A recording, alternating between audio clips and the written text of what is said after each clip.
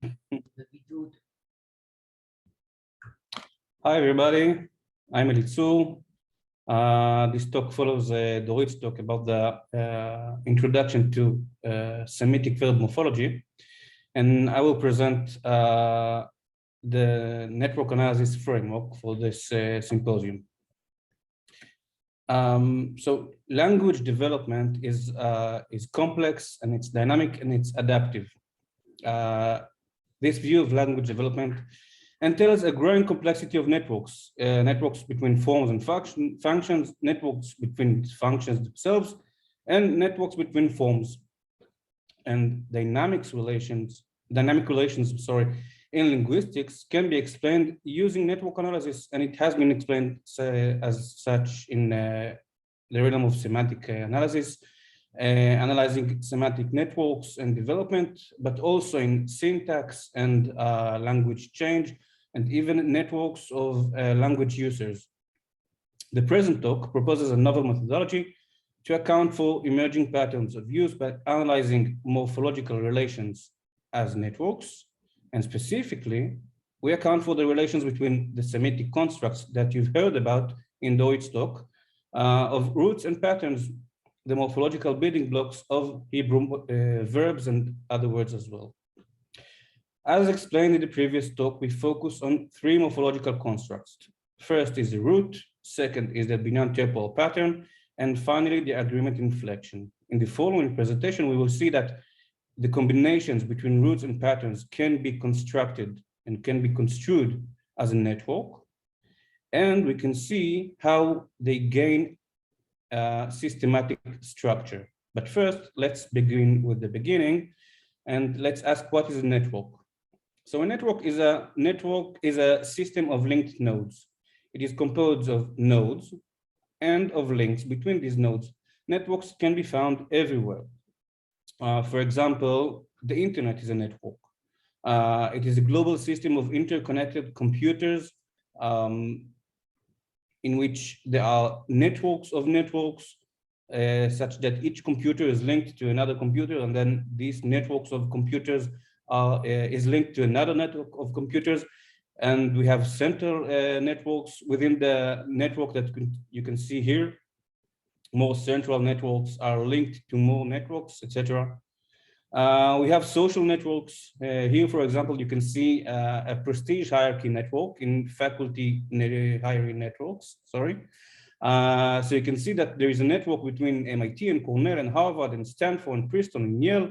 And if you graduate from MIT, there's a larger chance for you to get tenure in Carnegie Mellon than in Yale. And these relations can be constructed as a network, as links between two nodes. Another type of network can be a transportation network. For example, you can see here a visualization of the global commercial shipping, this specifically on May 6, 2012. And you can see these lines.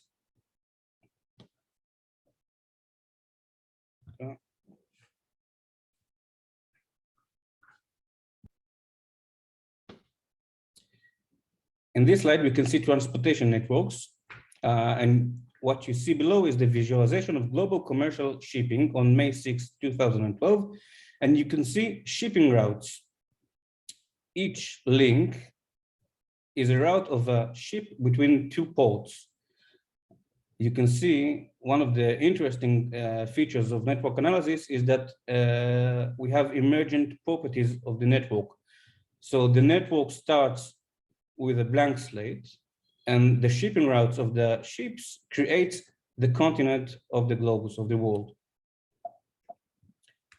Another example is the network we can find in brains. So here, for example, is the network architecture of long-distance pathways in the macaque brain. And you can see that the temporal lobe is connected to the occipital lobe and to other lobes as well. All these networks are in fact the same. There are links between nodes. So we have a list of nodes on one side, a list of nodes on the other side, and links between them. If we think about Hebrew verbs, as Dorit presented it earlier, we can think of a verb connecting a root node, for example, פתח, with a binyan node, for example, hitpa'el. In that way, we have the verb to develop, and hitpa'el, the same binyan with another root, sedere, is the verb to arrange oneself. So links between roots and patterns can be construed as verbs. This is the notion of the verb morphology in Hebrew as a network.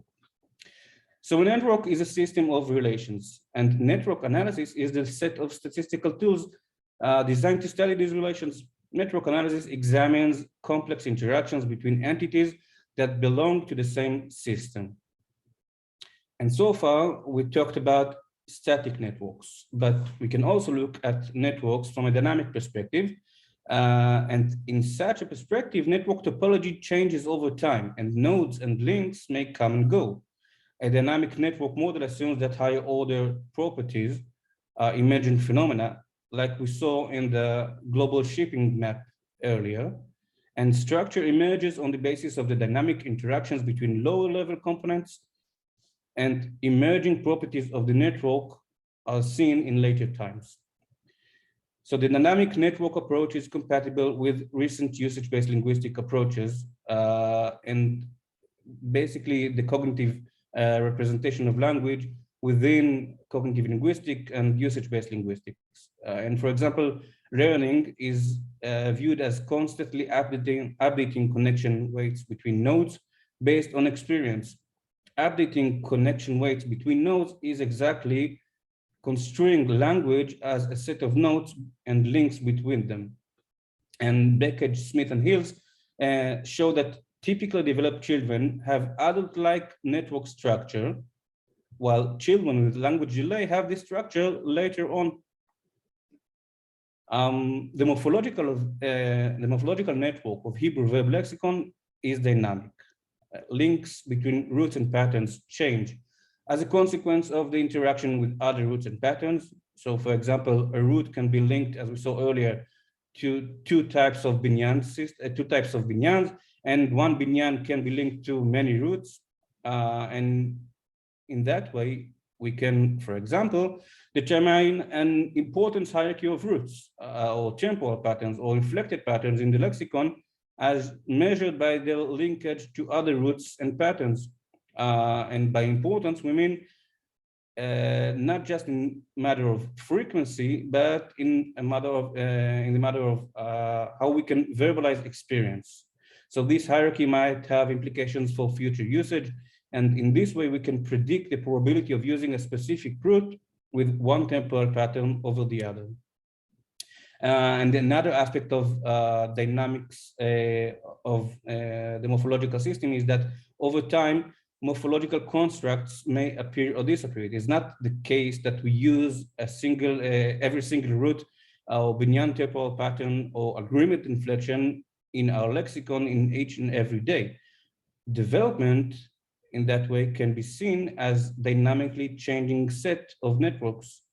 So dynamic network analysis allows us to model such a punctuated growth, accounting for this accumulated change.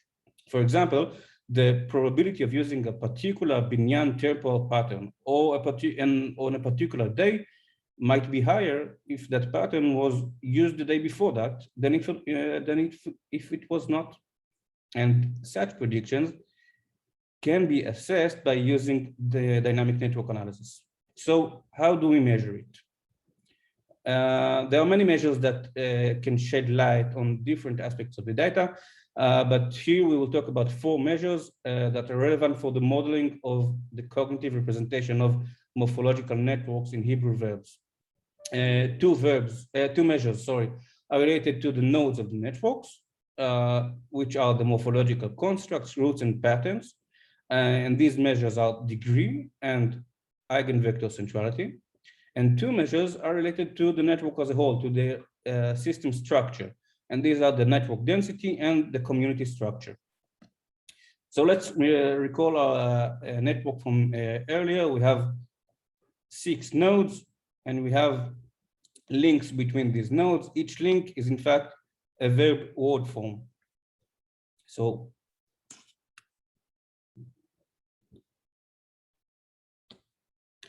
Here we can see another example, another presentation of a network in a type of a matrix.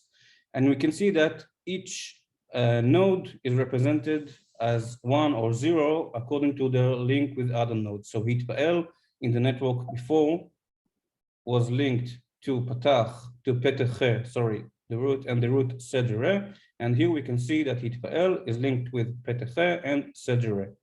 So the node degree is the number of links a node has with other nodes in the network. So HITPL has the degree of 2 and Lekeche, the root, has a degree of 1. In complex networks, more complex than the one we present here, the node degree can comprise both type and token frequency, and it can provide a very interesting point of view on the network. Next is the node eigenvector centrality. So eigenvector centrality is an importance measure of relative influence in the network. Links for important nodes, that is links from nodes with higher degree, worth more than links for unimportant nodes. Simply put, we can say that a node that has links to many other nodes that in turn has links, have links to many other nodes is more important in the network. So we can see that HITPL here is 0.6, while Lekeche is 0.0, and Petach is 0.37. In this slide, we can compare the two measures. Here we can see the degree measure. So HITPL is very large, but Petach and Lakach, the two roots, have the same degree value. On the other hand, looking at their centrality, Petach, the root Petach, has higher centrality than Lekeche because it is linked to the binyan HITPL, which in turn is linked to the root Sedere, which in turn is linked to the binyan PL. So these are two perspectives on the nodes of the network. Next, we have the network measures. First is the network's density. The density of the network is a measure of fulfilled links between nodes. It measures the proportion of observed links relative to the maximum number of possible links. So in this network, we have 6 nodes. So we have 36 maximum number of possible links, and we have an observed number of links of 8. So the density of the network is 0.22. Later on, we will see how do we interpret this, this measure. And finally, in terms of network measures, we have the community structure. Networks can be generally sparse, but locally dense. So communities within a network are groups of nodes that are interconnected and highly connected between them with few links to other nodes. For example, we can detect communities on the web, representing links between sites that talk about similar topics. So for example, journals sites are talking about the same topics, and they will form a community within the network of websites. And community structure detection algorithms try to find dense subgraph or subnetworks, for that matter. In the networks, they rely on measuring some kind of similarity between the nodes. Specifically here, we will talk about a random walk algorithm, but we won't go into the technical details. And we look for sets of nodes within a network such that the proportion of links between the set is higher than between other sets from this community. So now let's link dynamic network analysis and the measures we talked about to morphological development. What is a dynamic system? A dynamic system is a system that changes through time, and that the changes are a function of its current usage. That is of its current state. I'm sorry. So the next state of the system is related to its current state by some growth function. Using a dynamic network analysis, we can model development. We can ask, what does it mean when a network's topological structure, for example, the community structure, changes over time?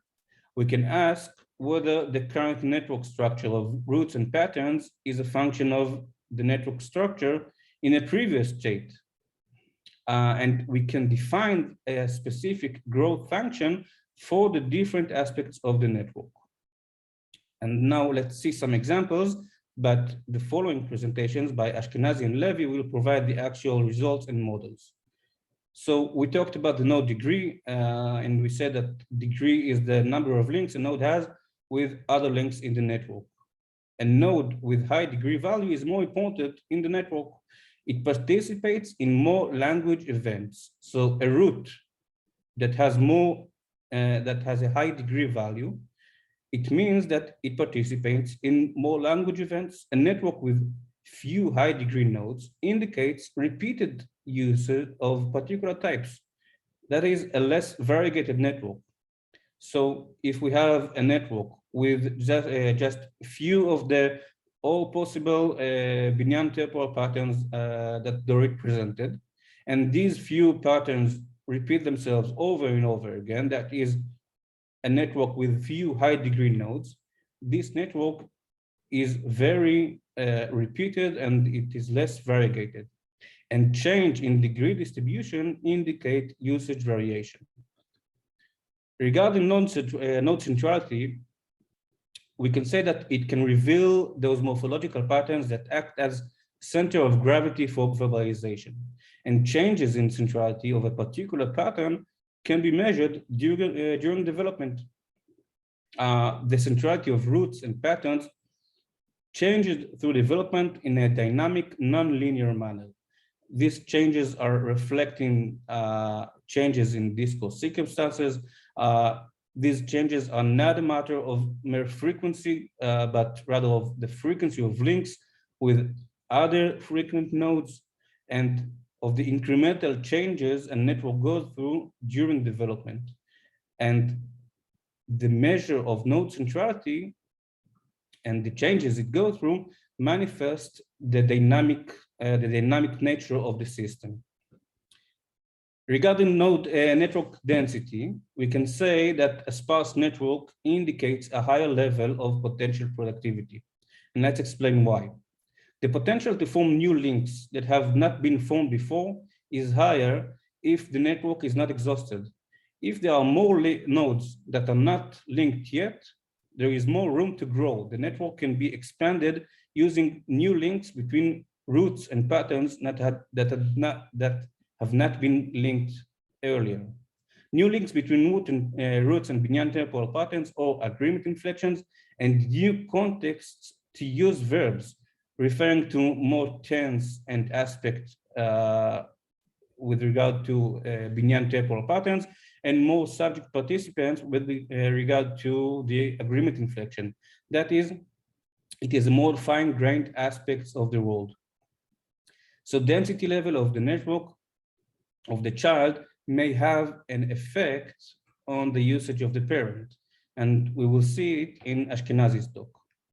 And finally, community structure. We take community within a morphological network to represent an emergent morphological category within the system.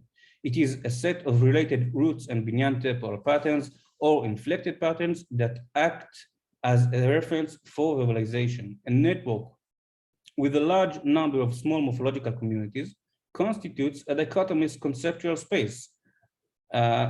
Such a dichotomous conceptual space challenges travel from one community to another. For example, if a set of roots are exclusively linked to one binyan temporal pattern, it would be harder to achieve a conceptualization of the world that demands the links of these roots to another binyan temporal pattern. And a network with a small number of large communities indicates on a more coherent system with tighter structure, grouping together the different tense-related uses of a single binyan, indicating on the consolidation of the morphological category binyan. So in conclusion, using dynamic network analysis, we can model the development of the morphological facet of the Hebrew verb lexicon as a network of morphological constructs, highlighting its dynamic nature. So we propose that dynamic network analysis as a framework provides insight into the complex issues of language development. So what we will hear next is Ashkenazi's and Levy's talk. We will see how we use dynamic network analysis to show how the system of the Hebrew morphological verb lexicon emerges, how it gains systematic structure, how it becomes more productive with time, and how it dynamically changes through age and usage relative to CDS and CS relations and peer interaction. Thank you very much.